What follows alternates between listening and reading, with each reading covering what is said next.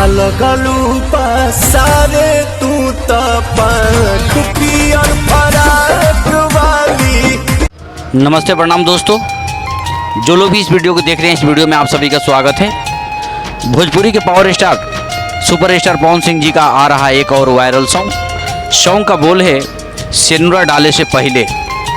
तो आइए जानते हैं कब और किस चैनल से आने वाला है।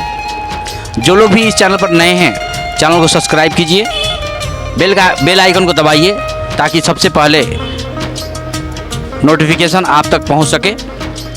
पावर स्टार पवन सिंह जी का जो सॉन्ग आने वाला है, इस सॉन्ग का बोल है सिंदूर डाले से पहले।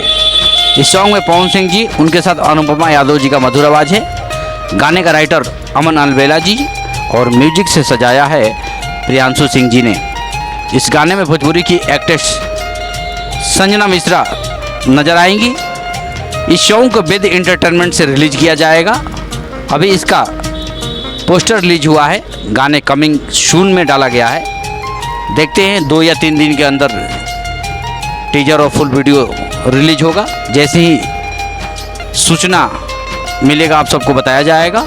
तो आप लोग रहे तैयार, इस गाने को ढेर सारा दुलार प्यार देना है। यह वेद एंटरटेनमेंट से आने वाला है, आप लोग याद रखें। मिलते हैं नए वीडियो में, तब तक के लिए बाय, लव यू।